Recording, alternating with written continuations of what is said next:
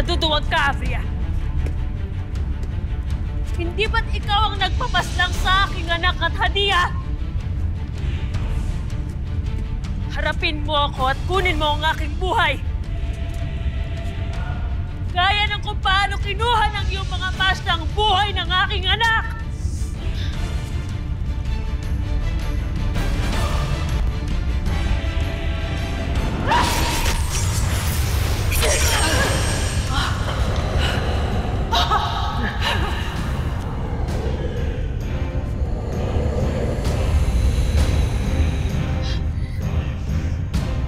Isang puntos para sa akin at isa para sa akin. Ngayon ay patas na ang ating laban. Warka! Gaya ka rin ng iyong ama. Namana mo kay Hagorn, talas ng iyong pakiramdam. Wala nang puwang upang pag-usapan pa natin ang aking ama. At bakit hindi natin siya pag-uusapan? Ganong alam mo at alam ko na hindi pa siya patay. Hindi ba? Buhay pa si Hagorn na itinatago niyong magkakapatid sa lihim na piitan.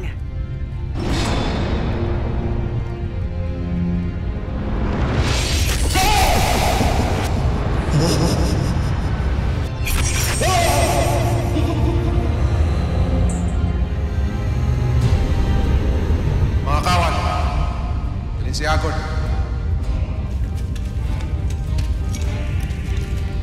Halaban ninyo ay may lilihim niyo ito sa lahat? Lalo na sa akin? Ang aking ama ay nagbabayad na ng kanyang mga kasalanan sa lihim na piitan. At sa matagal na panahon, siya ay nakakulong upang pagdusahan ng kanyang mga nagawang mali at pagkakasala. Pagkat umaasa kami na may isip na ngang siya ay nagkamali at magsisisi sa kanyang mga nagawa. Ang tanong ay kung talagang nagsisisi na ba siya? O lalo lamang nag-aalab ang galit niya sa kanyang dibdib? Masama man ang aking ama, ngunit higit na masama ka. Pagkat nagawa mong manakit at magpapaslang ng mga paslit. Inuulit ko, Avria. Isa lamang sa atin ang mabubuhay. At hindi ikaw yun.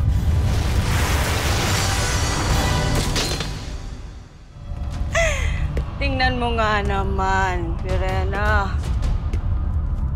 Kay dali mo lamang palang talunin.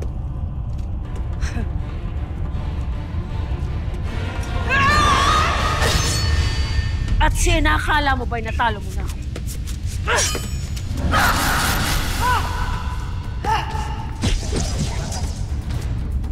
Hindi mo na ako lalabanan, Pirena! Wala ka nang gagawin upang saktan ako. Diktatasyon ngayon din. Ano pa ba ang magagawa mo ngayong nasa ilalim ka na ng aking kapangyarihan? Inuutos ko na gamitin mo sa sarili mo ang iyong sandata laban sa iyong sarili. Paslangin mo ang iyong sarili, Pirena! Ngayon din!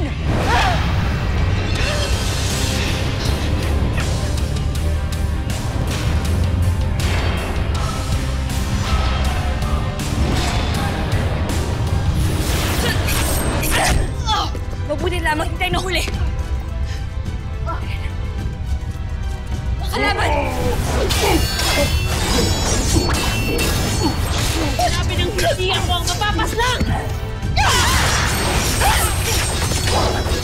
Hintay na! Ashley! Wala pa siya! Sugatan yung kapatid.